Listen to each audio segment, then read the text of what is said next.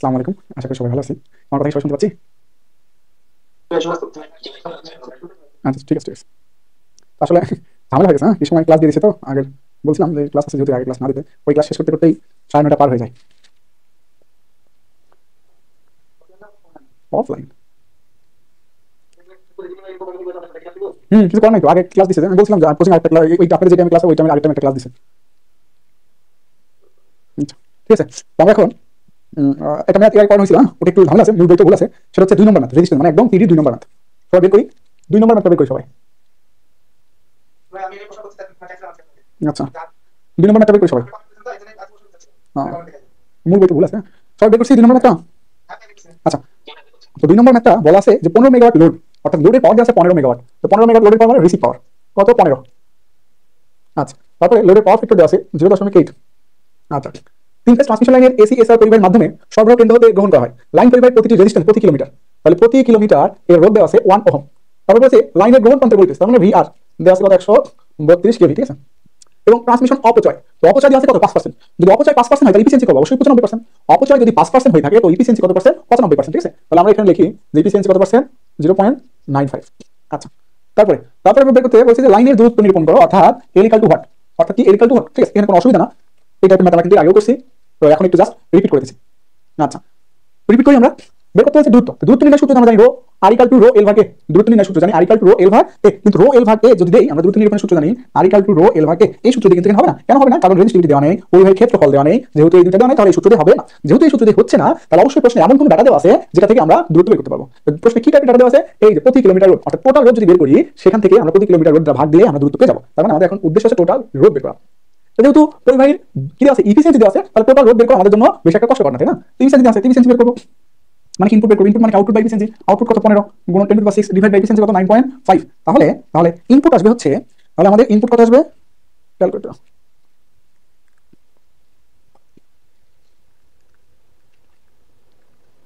Input আসছে হচ্ছে 15,789,47368 watt. তাহলে এখন আমরা লাইন লস পেয়ে যাবো। লস কি জানি? যে ইনপুট মাইনাস আউটপুট। তো ইনপুট মাইনাস আউটপুট দিয়ে দিলে আসবে না যে 15,789,47368 মাইনাস আউটপুট। আউটপুট মানে 15 গুণন 10⁶। তাহলে এখানে আমাদের ইনপুট চলে আসবে, সরি লস চলে আসবে, হ্যাঁ। লস আসলে কত? 789,473.68 এত ওয়াট কি আসলে লস আসলো, লস আসলো, ঠিক আছে। এত ওয়াট আমাদের লস আসলো, লসের পরিমাণ কত? এত। এখন আমরা লাইন লস থেকে রেজিস্ট্যান্স বের করতে পারবো। তার আগে আমরা কারেন্টের পরিমাণ বের করি। কারেন্টের সূত্র কি জানি? থ্রি ফেজ না সিঙ্গেল ফেজ? কোনো কিছু বলা নেই নাকি থ্রি ফেজ বলা আছে? তাহলে পি ইকুয়াল লিখতে পারি আমরা √3 VL IL cos θ L, ঠিক আছে। তো এখান থেকে আমরা লাইন কারেন্ট বের করতে পারবো কিভাবে? পি ভাগ √3 VL cos θ L। I equal to P, P এর ভ্যালু 15 গুণন 10⁶। যেহেতু যেহেতু দেখেন ভোল্টেজটা কোথাকার? ভোল্টেজ পাওয়ারটা যদি লোডে হয় তাহলে ভোল্টেজ কি হবে? লোডের। এই দুটো যদি লোডে হয় তাহলে কারেন্টটা কিসে আসবে? লোডে আসবে। কারেন্টটা কিসে আসবে? লোডে আসবে। ভাগ √3 ইনটু ভিএল। ভিএল এর পরিমাণ কত? ভিএল এর পরিমাণ 132 সালে, ইনটু পাওয়ার ফ্যাক্টর। পাওয়ার ফ্যাক্টরের পরিমাণ হচ্ছে 0.8। তাহলে এখান থেকে আমরা লাইন কারেন্ট পাবো, তাই না? কি পাবো? লাইন কারেন্ট কত পেলাম? 82 অ্যাম্পিয়ার, ঠিক আছে না? এখন এখন আমরা লাইন লসের সূত্র ফেলতে পারি যে লাইন লস ইকুয়াল টু কি? 3I² লাইন লস পেয়েছি কত? 78947368 into equal to 3 into I² মানে 82 ইনটু R। তাহলে আর এর পরিমাণ আমরা পেয়ে যাবো। আর পরিমাণ কত পাচ্ছি এখানে? যে 39.137 ওহম। আমরা জানি মোট দূরত্ব মানে কি? আমরা জানি যে মোট দূরত্ব ইকুয়াল টু মোট রোধ বাই প্রতি এককে রোধ, বাই প্রতি এককে রোধ, ঠিক আছে। তাহলে মোট দূরত্ব সাপোজ এল বের করতে বলছে। মোট রোধ কত আছে? বের হয়েছে 39.137। প্রতি এককে রোধ কত আছে? 1 ওহম পার কিলোমিটার। 1 ওহম পার কি কিলোমিটার। ওহম কেটে গিয়ে শেষে কি থাকলো? 39.137 কিলোমিটার। এই হচ্ছে আমাদের নির্ণীত অ্যান্সার। আমি আশা করবো এটা সমস্যা নাই কারোর। আমি একবার করছি তখন একটু সমস্যা হয়েছিল, বই তো মূল বইতে ভুল আছে, হ্যাঁ। তারপর বলতে পারো কারো সমস্যা থাকলে।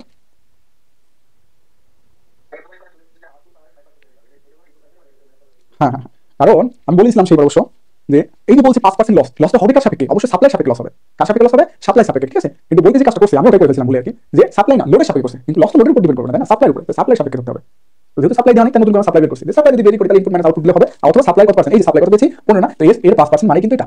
এর কয় 5% মানে এটা। এর 5% করেন অথবা ইনপুট মাইনাস আউটপুট করেন, লসের পরিমাণ একই আসবে। এটা বুঝতে পেরেছেন? এই যে সমস্যা হয়েছিল, হ্যাঁ। আমি খেয়াল করি নাই, আজকে একটু খেয়াল করলাম। ইংলিশ বই তো ভুল থাকে, হ্যাঁ। আচ্ছা, এটা তো সম্ভবত কারণ প্রশ্ন নাই। তো আমি একটু কত নম্বর ওয়েট, আমাদের এখন দুইটা জিনিস বাদ দিয়েছে, ফ্যারাডে ইফেক্ট এবং জেনারেলাইজ সার্কিট কনস্ট্যান্ট। ওটা একটু ডিটেইলসে বোঝাবো। কারণ ওই টাইপের প্রশ্ন কঠিন করলে জেনারেল সার্কিট কনস্ট্যান্ট থেকে প্রশ্ন দিতে পারে, ওটা অনেকেই করে না, বুঝছেন? বুঝি নাই। হুম। হ্যাঁ, ইফেক্ট অফ করোনা কি করোনার তা পড়াবো না, ওটা নিজেরা পারবেন, তারপর যদি করতে চান দিয়ে দেবেন, সমস্যা নেই। আমাদের মূল চ্যাপ্টার দুইটা আছে, আর ওইগুলো তো জাস্ট সহায়ক, ওইগুলো নিজেরা পারতেন। দুইটা সাবজেক্ট, ওই দুটো আমাদের খুব ভালো করে বুঝতে হবে। কি কি নতুন, ঠিক আছে? যেহেতু নতুন, আপনার নতুন বলতে সাবের জন্য নতুন, অ্যাসিস্ট্যান্ট কিন্তু কয়েকবার আসছে, তাহলে আমি চাচ্ছি একটু ডিপলি বুঝাইতে। আমার কথা বুঝতে পারছেন? ফ্যারান্টি ইফেক্ট আর হচ্ছে জেনারেলাইজ সার্কিট কনস্ট্যান্ট, মানে সার্কিট কনস্ট্যান্ট যখন এ বি সি প্যারামিটার থাকবে তখন এই দুইটা, মানে দুইটা ম্যাথ না, এই দুইটা ম্যাথ মাত্র 5টা ম্যাথ, কিন্তু বেসিকটা লাগবে এটা এক ক্লাসের উপরে। আচ্ছা, আমরা 34 নাম্বারটা করি। 34 নাম্বার, 34 নাম্বার যেটা বলা আছে যে একটি লাইনের কপার লস, একটি লাইনের কপার লস একই দূরত্বে, একটি লাইনের কপার লস একই দূরত্বে করা হয়েছে না? আচ্ছা, ঠিক আছে ঠিক আছে। 34 নাম্বার করা হয়েছে। তো আমি এই দুটো অধ্যায় পরে করলাম, যে দুটো অধ্যায় কথা বললাম ওটা খুব বেশি ইম্পর্টেন্ট, আমি চাচ্ছি কোনোভাবে করাইতে, এজন্য একটু পরে করবো। আজকে আমি প্রোটেকশন ধরে ফেলাম। হ্যাঁ, জেনারেল, হ্যাঁ নিব তো, নিব না কেন? পাওয়ার সিস্টেমে করে নেবো, আলাদাভাবে নেবো, সমস্যা নাই। যার যেখানে সমস্যা, আমি তো বলে দিছি, যার যেখানে সমস্যা সুন্দর করে খাতায় নোট করে রাখবো। কি সমস্যা, কি সমস্যা, কোথায় বুঝি নাই, এই কথাগুলো আমার খাতায় নোট করে রাখবো, তাহলে আমাকে তখন প্রশ্ন করতে সুবিধা হবে সবার। ট্রান্সমিশনের, হ্যাঁ ওইগুলো নতুন অধ্যায়, ওটা অন্য অধ্যায়, নতুন বললাম যে 35 না পেছনে আছে সম্ভবত। এই যে 33 দুইটা 33 এর এবি 33, এটা হচ্ছে আলাদা একটা ট্রান্সমিশন লাইন প্যারামিটার। এই প্যারামিটারের জন্য আমাদের আলাদা বেসিক ক্লাস লাগবে, একটু বড় লাগবে, একটু পরে আসি। 33 এর জন্য আলাদা ক্লাস, 34 35 36 37 এর জন্য আলাদা ক্লাস। আমি এই দুই অধ্যায় কথা বললাম, এই দুইটা ম্যাথের কথা বললাম এখন। কিছু বাদ দেবো না, সিটে আপনাদের তো সিটে যা আছে সবই করেছেন, আমি বাদ দেবো না, কোনো সমস্যা নেই।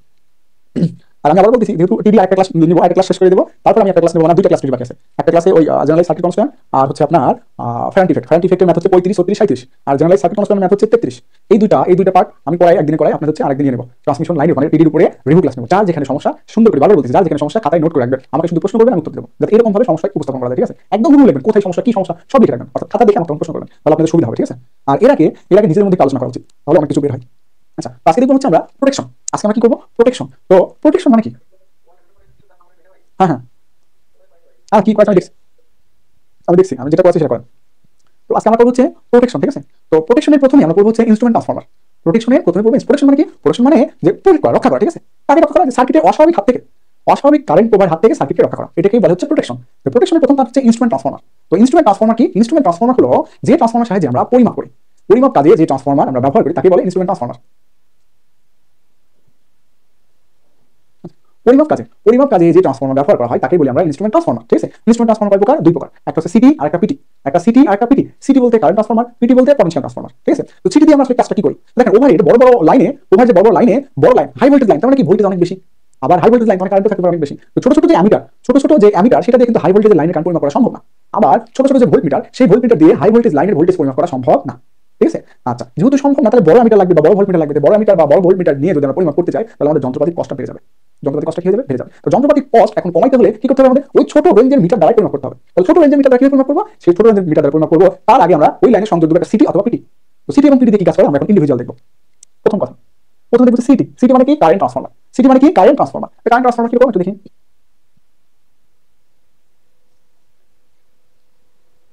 এই যে এটা একটা কি? কারেন্ট ট্রান্সফরমার সাপোজ, ঠিক আছে? কারেন্ট ট্রান্সফরমার মানে একটা স্টেপ আপ ট্রান্সফরমার, ঠিক আছে?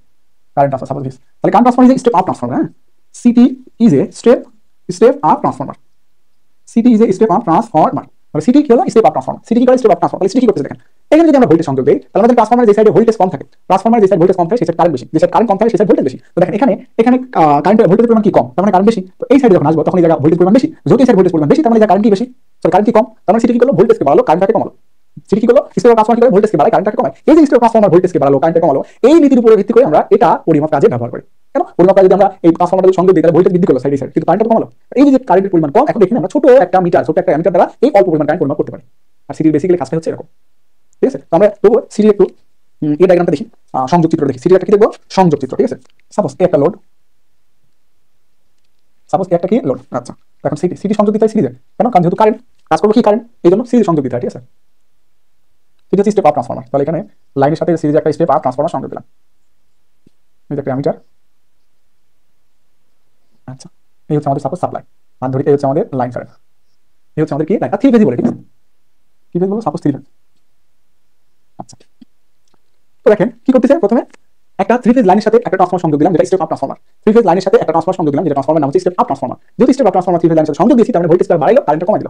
ভোল্টেজটা কি বাড়াইলো, এই লাইন কারেন্ট এখানে কি কমে গেছে। যেহেতু কারেন্ট এখানে কমে গেছে, এখন এই অল্প পরিমাণ কারেন্টকে আমরা এই অ্যামিটার দ্বারা সংযোগ করতে পারি, অ্যামিটার দ্বারা পরিমাপ করতে পারি, অ্যামিটার দ্বারা করতে পারি পরিমাপ করতে পারি। এই অ্যামিটার দ্বারা পরিমাপ করে আমরা অল্প কারেন্ট পাবো। সেই কারেন্টকে যদি সিটি রেশিও দ্বারা আমরা গুণ করি, সেই কারেন্ট যদি সিটি রেশিও দ্বারা আমরা গুণ করি, তাহলে কোন সেট পেয়ে যাবো, প্রাইমারি কারেন্ট পেয়ে যাবো। সিটি প্রাইমারি মানে লাইনের কারেন্ট, সিটি প্রাইমারি মানে কি লাইনের কারেন্ট। একটা প্রশ্ন আসে অনেক সময়, সিটি সেকেন্ডারি প্রায় কেন শর্ট অবস্থায় থাকে, সিটি সেকেন্ডারি প্রায় কেন শর্ট অবস্থায় থাকে। কারণ সিটি সেকেন্ডারিতে একটা অ্যামিটার সংযুক্ত থাকে, যে অ্যামিটারের ইন্টারনাল রেজিস্ট্যান্স খুবই কম।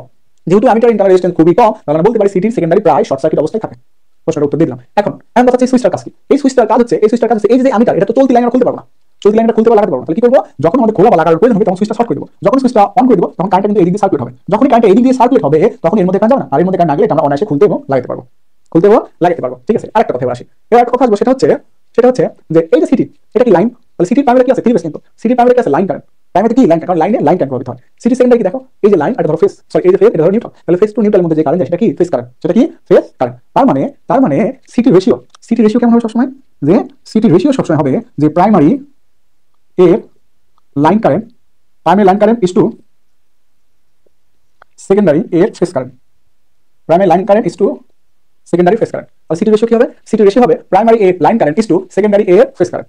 এই হচ্ছে সিটি রেশিও সবসময়। ঠিক আছে, primary line current is to secondary phase current. ঠিক আছে, তো আমি যতটুকু কথা বলছি এতটুকু কথায় সমস্যা আছে কিনা কারণ? স্টার ডেল্টা কথা তো বলি না এখন, ওই স্টার ডেল্টা কথা বলি না, তার মানে এটা উভয় বেলায়। ঠিক আছে, কি করছেন আগে আমি ক্লাসটা শেষ করি, আজকের ক্লাস শেষ করার পরে দেখাবো যেটা এটা প্রয়োজন ছিল কিনা। ঠিক আছে, হ্যাঁ বলো। পুরো সামার কি সমস্যা বলো তো, মানে অনেক কথা বলছি, আমি মনে আছে কি কথা বলছি, কোথায় সমস্যা সেটা বলো একটু। সারাংশ হচ্ছে সিটি লাইনের সাথে সিরিজে সংযোগ দেয়, দেওয়ার ফলে সিটি মানে স্টেপ আপ ট্রান্সফরমার। সিটি মানে কি স্টেপ আপ ট্রান্সফরমার। যেহেতু এখানে সংযোগ দিলাম, তাহলে এই যে ট্রান্সফরমার সংযোগ দিলাম, এই ট্রান্সফরমার প্রাইমারি ভোল্টেজের তুলনায় সেকেন্ডারিতে ভোল্টেজ বৃদ্ধি করবে। আর যেহেতু সেকেন্ডারি ভোল্টেজ বৃদ্ধি করবে, সুতরাং সেকেন্ডারিতে কারেন্ট কমাই দিবে। আর যখন এই সেকেন্ডারিতে কারেন্ট কমাই দিবে, তখন এখানে কারেন্টের পরিমাণ খুব কম পাবো। আর যখন কারেন্টের পরিমাণ কম পাবো, তখন অনায়াসে একটা ছোট রেঞ্জে অ্যামিটার দ্বারা ওই কারেন্ট পরিমাপ করতে পারবো, এইভাবে কোনো লাইনে কারেন্ট পরিমাপ করা হয় হাই ভোল্টেজ লাইনে, হাই ভোল্টেজ লাইনে কারেন্ট পরিমাপ করা হয় লো রেঞ্জের অ্যামিটার দ্বারা, কি দ্বারা, অ্যামিটার দ্বারা। ঠিক আছে, আর সিটি রেশিও সবসময় হবে primary line current is to secondary phase current. ঠিক আছে, primary line current is to secondary phase current. এই চিত্রটা হচ্ছে যে একটি লাইনের সাথে, থ্রি ফেজ লাইনের সাথে সিটির সংযোগ দেখানো, আর এটা আলাদা সিটি ফিগার, আর সিটি সিম্বল হচ্ছে যখন সিটি সিম্বল হচ্ছে এইরকম। ঠিক আছে, এটা হচ্ছে সিটির সিম্বল, এটা সিটির ইন্টারনাল ডায়াগ্রাম মানে সার্কিট। আর এটা হচ্ছে সিটির কানেকশন, থ্রি ফেজ লাইনের সাথে একটি সিটির কানেকশন। ঠিক আছে,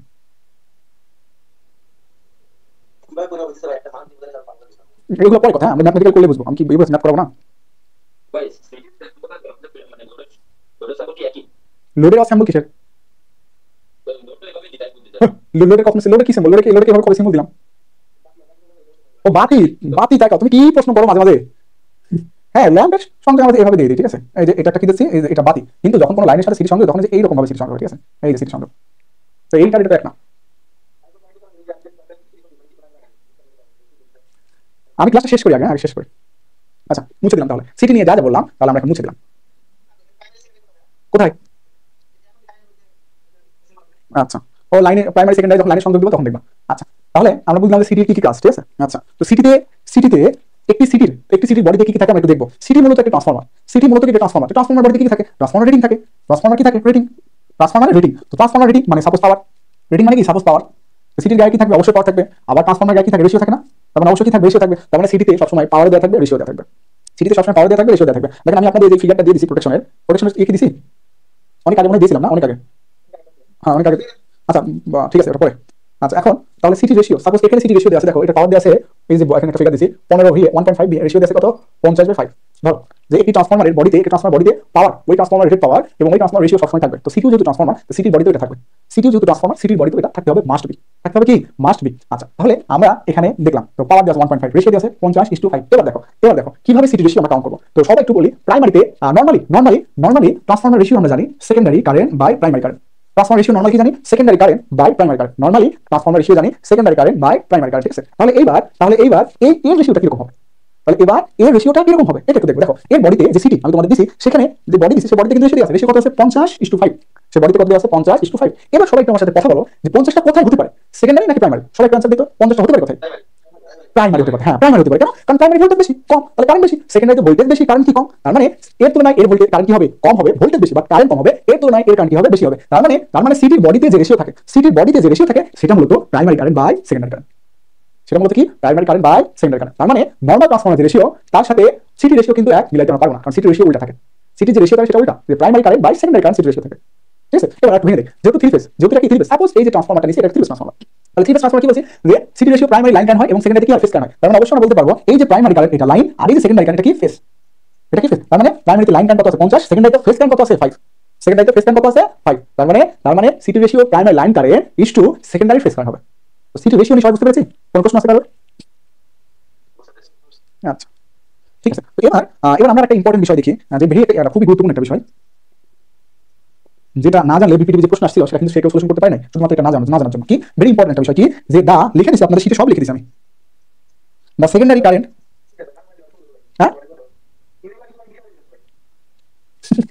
the secondary current of the city, the secondary current of the city must be, the secondary current of the city must be a 5 ampere on 1 ampere, 5 ampere on 1 ampere। কি বলেছি, very important part, যে সিটির secondary current অবশ্যই 5 ampere হতে হবে অথবা 1 ampere হতে হবে, অবশ্যই সিটির সেকেন্ডারি কারেন্ট 5 ampere হতে হবে অথবা কি 1 ampere হতে হবে। তো দেখেন আমি আপনাদের এখানে শেষ করতে দেন, মাঝখানে প্রশ্ন করেন না ভাই, আমার না, আমি প্রশ্ন যখন সুযোগ দেবো মনে মনে প্রশ্ন রাখেন তখন করেন, আমার একটু অসুবিধা হয়। আচ্ছা তো দেখি সিটির secondary current must be 5 ampere or 1 ampere. তো কেন সিটির সেকেন্ডারি কারেন্ট 5 অথবা 1 হবে? তার কারণ দেখেন আমি বাজারে আমি প্রশ্ন উত্তর দিচ্ছি না, আপনি মাঝখানে প্রশ্ন করে ফেলেছেন। দেখেন বাজারে যে সিটিগুলো কিনতে পাওয়া যায়, তার একটা সম্ভাব্য চার্ট আপনাদের দিয়েছি। দেখেন চার্টে কি আছে, 40/5, 50/5, 60/5, 60/5, 40/1, 50/1, মানে সেকেন্ডারি সব দেখেন 1 অথবা 5 আছে, সেকেন্ডারি সব কি আছে 1 অথবা 5 আছে। তার মানে সিটির রেশিও এইভাবে কি ডিজাইন করা হয়, সিটির রেশিওটা এইভাবে ডিজাইন করা হয়, ঠিক আছে। এই জন্য যদি কখনো সিটি রেশিও বের করতে বলে আর উক্ত অবস্থায় যদি সিটির সেকেন্ডারি কারেন্ট বের না করতে পারি আমরা বা দেওয়া না থাকে, তখন 1 অথবা 5 এম্পিয়ার ধরো। তো কখন 1 কখন 5 এটা আমি এখন বলতে যাচ্ছি না, ম্যাথমেটিক্স যখন দেখাবো তখন ডিটেইলস এটা বলে দেবো যে কখন 1 কখন 5, দুই বেলা, একবার 1 বসাতে কিছু সময় 5 বসাতে হয়, ঠিক আছে। তো আমার কথা শেষ, এবার বলেন কার কোনো প্রশ্ন আছে কিনা? সেটাই তো বলতেছি, প্রশ্ন করতে হয় না, কারণ আমি তো জানি কি প্রশ্ন আসতে পারে, আমি জানি না। হ্যাঁ বলেন। হুম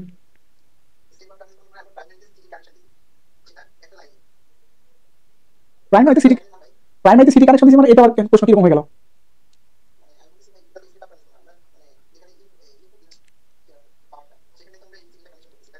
আপনি সিটি মানে কি বোঝেনি নাই, আপনি সিটির অর্থই বোঝেন নাই, যে প্রশ্নটা করলেন সিটির অর্থ বোঝেন নাই। সিটি মানে ট্রান্সফরমার, তো ট্রান্সফরমার সাথে সিটি সংযোগ দেওয়া, এটা কিরকম প্রশ্ন হলো?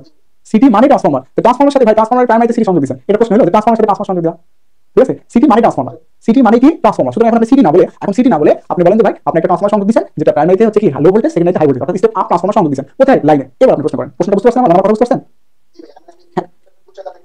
হ্যাঁ সমস্যা নেই, প্রশ্ন উল্টা হবে, হ্যাঁ ঠিক কথা, আমি আছি, বলেন সমস্যা নেই, বলেন কই গেল, হারিয়ে গেল নাকি? ওনার ওখানে সম্ভবত নেট সমস্যা হয়ে গেছে। আচ্ছা যাই হোক, অন্য কারো কোনো প্রশ্ন আছে এখানে? অন্য কারো কোনো প্রশ্ন এখানে আছে কিনা? নাই, ঠিক আছে। ঠিক, তাহলে এবার আমরা বলেন।